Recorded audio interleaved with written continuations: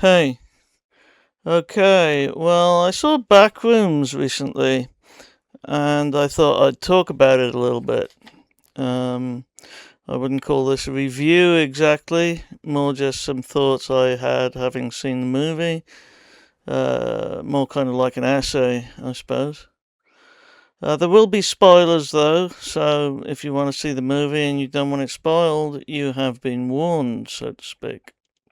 Okay, well, as I said in the trailer reaction video I did for Backrooms a couple of weeks ago, the movie is done by a guy called Kane Parsons, who is a YouTuber under the name Kane Pixels.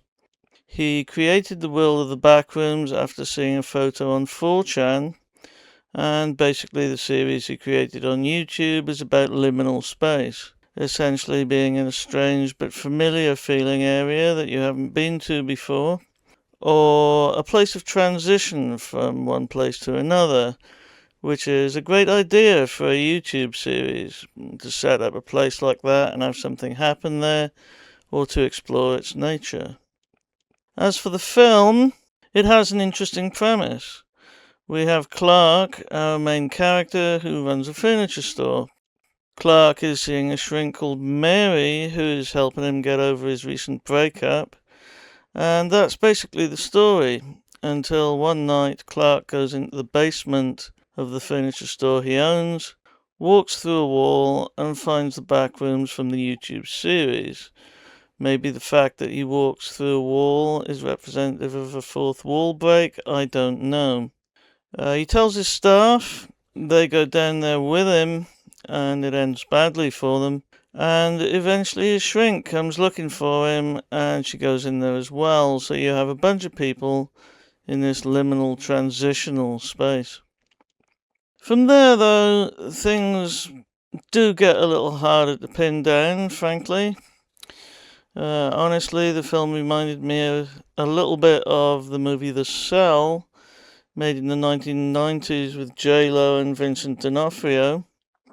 Essentially, the Backrooms complex seems to represent the subconscious, and it's interesting that the entrance is in a downstairs room of a building owned by someone in therapy.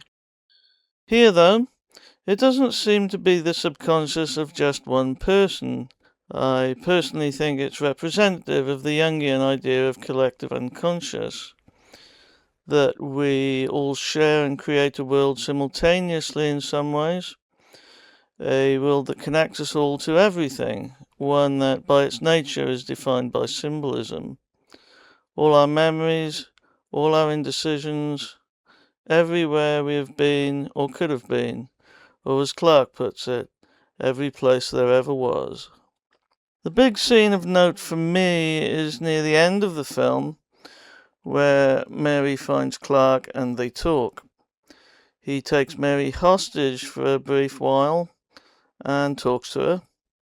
And it turns out that Clark wants to stay where he is with his mindset seemingly intact. And then he lets Mary go. For me, this symbolizes the process and ultimately the futility of therapy in a lot of ways. A bad facsimile of Clark dressed as a pirate, which is the logo, if you like, for his furniture store, and possibly representing the id in Freudian theory, or just the part of Clark that still wants to be helped, chases her through the store, and she ends up in a room talking to a man called Phil, played by Mark Duplass. Apparently, the backrooms represent a phenomena that has been occurring throughout the country, and Phil is trying to find out more about it.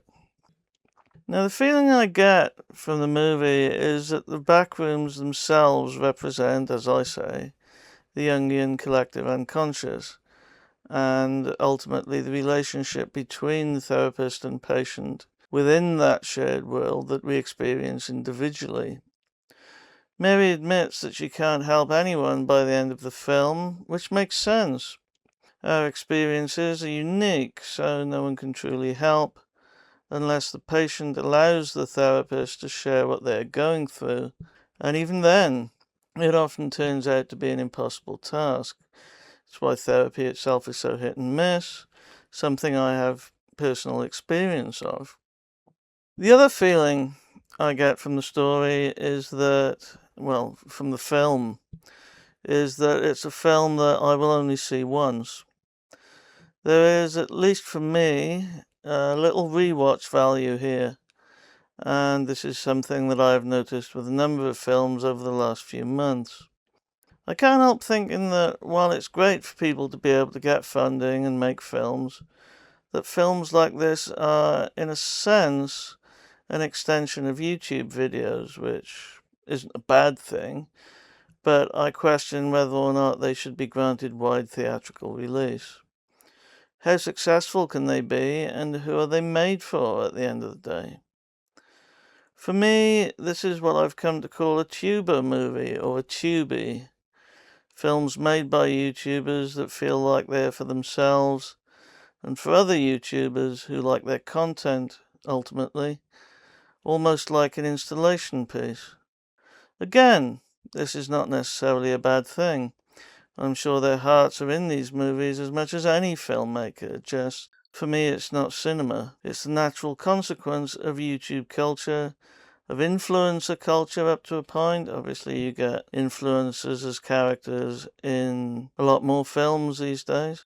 And I personally would not like to see cinema as a whole transformed into this kind of thing.